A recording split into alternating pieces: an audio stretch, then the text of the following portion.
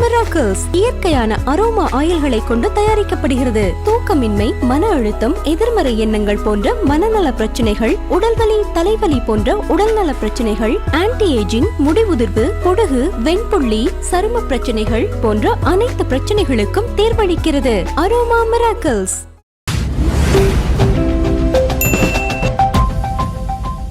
ஒரு பெரிய சேனல் வந்துட்டு சின்மயி அவர்களை மீட்டு கொண்டுட்டு வரணுங்கிற மாதிரியான ஒரு வேலையை சிலதை பண்ணாங்க. அதில் குறிப்பாக கங்கை அமரன் அவர்களை வந்துட்டு உட்கார வச்சு பேச வச்ச விதம் ஒன்று இருக்குல்ல, இது உண்மையிலேயே அப்போ வைரமுத்து தவறு செஞ்சாரு செய்யலைங்கிறது அது அவங்களோட தனிப்பட்ட விருப்பம் இல்லை செயல்னு வச்சுக்கோங்க சார். கங்கை அமரனை அவங்களுக்கு இருக்கக்கூடிய அந்த பகையை பயன்படுத்தி ஒரு கேம் ஒன்று ஆடினாங்க. கங்கை அமரன் அவர்களும் அதை புரிஞ்சுக்கிட்டோ புரியாமலோ வந்து ஒரு விதமான ஒரு வன்மத்தை கொட்டினார் இல்லையா? இதை எந்த விதத்தில் நாகரிகமாக எடுத்துக்கிறது? அதான் பொதுவாக பார்த்தீங்கன்னா நம்ம அமைதியாக கடந்து போவதுக்கு வந்து பல காரணங்கள் இருக்கும். இப்போ உதாரணத்துக்கு ஒருத்தன் வந்து நம்மளை பற்றி அவதூறு பேசுகிறான், நம்ம வந்து அமைதியாக இருக்கோம் அப்படின்னா இவெல்லாம் ஒரு ஆளா, நம்ம தகுதிக்கு இவனுடைய விமர்சனத்துக்கெல்லாம் பதில் சொல்லணுமா அப்படிங்கிறதெல்லாம் கூட காரணமாக இருக்கும். ஆனால் இங்கே சமூகம் என்ன நினச்சிக்கிட்டு இருக்கு அப்படின்னா, ஒருத்தன் அமைதியாக இருக்கிறத வச்சே இவன் தப்பு பண்ணியிருக்கான், என்ன இவன் வந்து ஒரு கோழை, அதனால தான் அமைதியாக இருக்கான் அப்படின்லாம் நினச்சிக்குவாங்க. கிட்டத்தட்ட வைரமுத்து விவகாரத்திலையும் அதுதான் நடக்குது. நான் ஒருத்தரை சமீபத்தில் வைரமுத்தோட நான் பேசிகிட்டு இருக்கும்போது கேட்டேன், சார் இந்த மாதிரி விஷயங்கள்லாம் நடக்குதே, நீங்கள் ஏன் எது குறித்து வாய் திறக்க மாட்டேங்கிறீங்கன்னு நான் கேட்டேன். அப்போ வைரமுத்து சொன்னார், நான் வந்து நீதித்துறைக்கும் என்ன அரசுக்கும் மட்டுமே பதில் சொல்ல கடமைப்பட்டவன். அதான் அவர் சொன்ன பதில். இப்போ வந்து நீதிமன்றத்தில் என் மீது ஏதாவது ஒரு வழக்கு இருக்குது, இப்போ அவங்க என்கிட்ட என் தரப்பு நியாயத்தை கேட்டாங்கன்னா என் தரப்பை வந்து அவங்ககிட்ட சொல்வதற்கு நான் கடமைப்பட்டிருக்கேன். அதே மாதிரி அரசு, காவல்துறை இது போன்ற விஷயங்களுக்கு மட்டும்தான் நான் வந்து பதில் சொல்ல முடியும். மற்ற தனிப்பட்ட ஆட்களுக்கெல்லாம் பதில் சொல்ல வேண்டிய அவசியமும் இல்லை, தேவையும் இல்லை அப்படின்னு சொன்னார். சின்மயி குறித்து கிடையாது, பொதுவாக ஒரு விஷயத்தை பேசும்போது நான் என்ன புரிஞ்சுக்கிட்டேன்னா, கிட்டத்தட்ட சின்மயி விவகாரத்தில் வைரமுத்து அமைதியாக இருப்பதற்கும் கூட அவருடைய இந்த கொள்கை தான் காரணம் அப்படின்னு நான் நினைக்கிறேன். இது ஒரு பக்கம் இருக்க. இப்போது சமீபத்தில் இந்த முத்தமலை பாட்டை வந்து தக் லைஃப் ஆடியோ லான்ச்சில் சின்மயி பாடிய பிறகு அவருக்கு ஒரு அட்டென்ஷன் கிடச்சி, அந்த அட்டென்ஷனை வழக்கம்போல் தன்னுடைய எதிரிகளை பழிவாங்கும் ஆயுதமாக சின்மயி பயன்படுத்திகிட்டு இருக்காங்க. இப்போ கங்கை அமரன் போன்ற வைரமுத்துவின் எதிரிகளும் வந்து இதில் கை கோர்த்து வந்து அவரை அசிங்கப்படுத்துகிற வேலையில் இருக்காங்க. எல்லாத்துக்கும் மேலே கங்கை அமரன் யார் அப்படிங்கிறது இந்த மக்களுக்கு தெரியும். அவர் எப்படிப்பட்டவர், அவர் எந்த நேரத்தில் எப்படி கருத்து சொல்வார், அதை எந்த நேரத்தில் எப்படி மாற்றிக்கொள்வார், எல்லாத்துக்கும் மேலே அவருக்கான சுய கணக்கு என்ன, சுய லாபம் என்னங்கிறதுலாம் மக்களுக்கு தெரியும். அதனால் கங்கை அமரன் வைரமுத்துவை பழித்து பேசுவதால் இந்த சமூகம் வந்து வைரமுத்துவெல்லாம் நிராகரிச்சிடாது. இன்னொன்று வைரமுத்து இருக்கிற உயரங்கிறதே வேற. ஆனால் கங்கை அமரன் போன்ற இந்த இழிபிறவிகள் செய்கிற காரியத்தை மக்கள் பார்த்துக்கிட்டு இருக்காங்க. எல்லாத்துக்கும் மேலே நான் கேள்விப்பட்ட ஒரு தகவல் என்னன்னா, இந்த யூடியூபில் குறிப்பிட்ட ஒரு சேனலில் வைரமுத்துக்கு எதிராக, அதாவது சின்மயிக்கு ஆதரவாக செயல்படுவது போல் வைரமுத்துக்கு எதிராக பல்வேறு விஷயங்கள் நடந்துக்கிட்டு இருக்கிறது நம்ம பார்க்குறோம். இது வந்து தற்செயலாக நடக்கலை, இதுக்கு வந்து ஒரு மிகப்பெரிய அசைன்மெண்ட். தெலுங்கில் பார்த்தீங்கன்னா முன்னணி நடிகையாக இருந்த ஒருவர், அவர் சின்மயிக்கு ரொம்ப வேண்டியவர், அவருடைய ஃபண்டிங்கில் இங்கே பார்த்தீங்கன்னா இந்த ஒரு பெரிய வேலை நடக்கிறதா ஒரு தகவல் இருக்குது.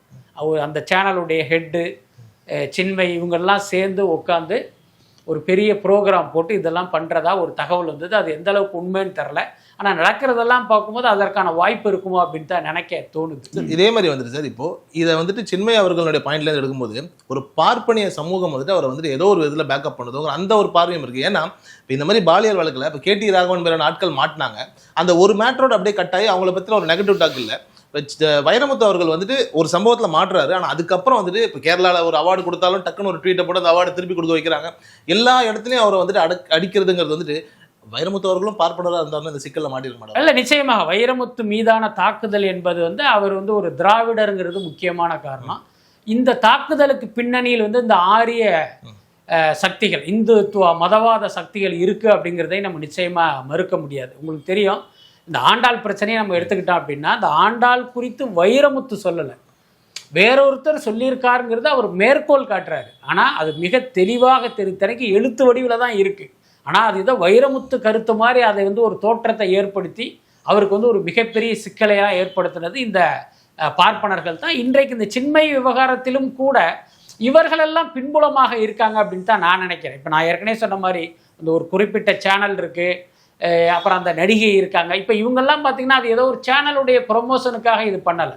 அதுக்கப்புறம் பார்த்திங்கன்னா இதை பண்ணோம்னா நமக்கு பணம் கிடைக்குங்கிறதுக்காகவும் பண்ணலை. நம்மக்கிட்ட ஒரு ஊடகம் இருக்குது, இதை வச்சு இவரை காலி பண்ணணும் அப்படிங்கிற அந்த நோக்கமும் அதுக்குள்ளார இருக்குது. அதுக்கு அல்லாமல் அரசியல் ரீதியாகவும் இவங்களுக்கு வந்து பின்னால் வந்து இந்த இந்துத்துவ சக்திகள் இருப்பாங்க அப்படின்ட்டு நான் நினைக்கிறேன். பட் எனக்கு பெரிய வருத்தம் என்ன அப்படின்னா, வைரமுத்து மீது உள்ள கோபத்தில் அல்லது அந்த கொள்கை முரணில் இன்னைக்கு பார்த்தீங்கன்னா திராவிடத்துக்கு எதிராக இந்த தமிழ் தேசியவாதிகள்லாம் இயங்கிட்டு இருக்காங்க.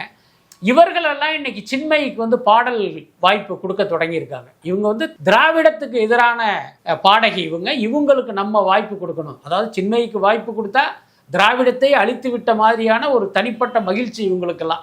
அதன் காரணமாகவும் இவங்களுக்கெல்லாம் வாய்ப்பு கொடுக்கறதா சில பேர் கிளம்பி வந்திருக்காங்க. அது எவ்வளவு பெரிய ஆபத்தில் கொண்டு போய் முடியுங்கிறது அவங்களுக்கு தெரியல. இப்போ அண்மை காலமாக சார் இந்த இமேஜ் கிளீனிங்கிற ஒரு விஷயம் வந்து நம்ம நிறைய இடங்களில் பார்த்துக்கிட்டே இருக்கோம். இப்போ வந்துட்டு விஜய் மல்லையா வச்சு அந்த பாட்காஸ்ட் பண்ணதாக கூட இருக்கட்டுமே. இப்போ அப்படின்னு இருக்கும்போது இப்போ சின்மய் அவர்களுக்கு இமேஜ் கிளீனிங்கிறது இல்லை, பட் ஏதோ ஒரு விஷயம் அவரை சுற்றி ஒரு நடக்குது, அதனால வந்துட்டு அவங்க வெளியில் வந்து பேசுகிறாங்கன்ற ஒரு நிலை இருக்குல்ல. வைரமுத்து அவர்களை சுற்றி ஏன் அப்படி ஒரு விஷயம் நடக்க மாட்டேங்குது? இப்போ அவரும் அவருடைய கருத்தை பதிவு பண்ணுற மாதிரியான ஏதாவது ஒரு நிலைகள் உருவாக்கலாம். உண்மைதான். நான் வைரமுத்துக்கிட்டே இது குறித்து மீண்டும் நான் அதுதான் சொல்லணும். ஏன்னா நம்ம வந்து அவருடைய கருத்தாக நம்ம கருத்தை சொல்லக்கூடாது. அவர் நம்முடைய நண்பர் என்ற அடிப்படையில் நான் ரெகுலராகவே அவர்கிட்ட நான் பேசிகிட்டு இருப்பேன். வாரத்தில் 2 நாளாவது நான் பேசிடுவேன். அப்படி இருக்கும்போது நான் ஒருத்தரை இது மாதிரி கேட்கும்போது என்னென்னா, இது குறித்து பேசுவதற்கு அவர் தயாராக இல்லை. வைரமுத்து என்பவர் ஒரு மிகப்பெரிய கவிஞர். வாங்க இலக்கியம் குறித்து பேசலாம், கவிதை குறித்து பேசலாம், நம்முடைய வரலாறு குறித்து பேசலாம், எவ்வளோ நேரம் வேணாலும் பேசலாம். இது குறித்து பேசுகிறதுங்கிறது என்னோட இதுக்கே அவர் இழுக்கு அப்படின்னு அவர் நினைக்கிறாரு. அதுதான் முக்கியமான காரணம். எல்லாத்துக்கும் மேலே நீங்கள் சொன்ன மாதிரி அந்த இமேஜ் கிளீனிங் அப்படிங்கிற விஷயத்தை அவர் நினைத்திருந்தால் பயன்படுத்தியிருக்கலாம். ஏன்னா ஒரு பொண்ணு நம்மளை சகட்டு மேனிக்கு வந்து அசிங்கப்படுத்திக்கிட்டு இருக்கா, நமக்கு இருக்கிற செல்வாக்குக்கு, நமக்கு இருக்கிற ஊடக தொடர்புக்கு நாம் நினைத்தால் அந்த பெண்ணுடைய கருத்தையே ஒரு நொடியில் இல்லாமல் பண்ணிட முடியும். வைரமுத்து நினைத்தார். அவருடைய பாயிண்ட் ஆஃப் வியூவில் சொல்கிறேன். ஏன்னா வைரமுத்துக்கு பார்த்தீங்கன்னா அவ்வளோ ஊடக நண்பர்கள் இருக்காங்க. அவர் நினைத்திருந்தால் இந்த சின்மயை சொல்கிறது அத்தனையுமே பொய், அவர் வந்து ஒரு மிகப்பெரிய பொய்யான பெண், தவறான பெண் அப்படிங்கிற ஒரு தோட்டத்தை அவர் நினைத்திருந்தால் ஏற்படுத்தியிருக்க முடியும். ஆனால் ஒரு நாளும் வைரமுத்து பார்த்தீங்கன்னா அந்த முயற்சிக்கு வரவே இல்லை. இன்னும் சொல்லப்போனால் இப்போ நம்மை போன்றவர்கள் இந்த விவகாரத்தில் சின்மயுடைய இது வந்து தவறு, வைரமுத்து பக்கம் தான் நியாயம் இருப்பதாக நம்ம தொடர்ந்து பேசிகிட்டு இருக்கோம். அப்போ கூட அவர் இப்போ அடடா இவர் வந்து நமக்கு ஆதரவாக கருத்து சொல்கிறாரு, அப்போ இவரை நம்ம பயன்படுத்திக்குவோம் அப்படிலாம் வைரமுத்து நினச்சதே இல்லை. அதுதான் மேன்மக்கள் தான்.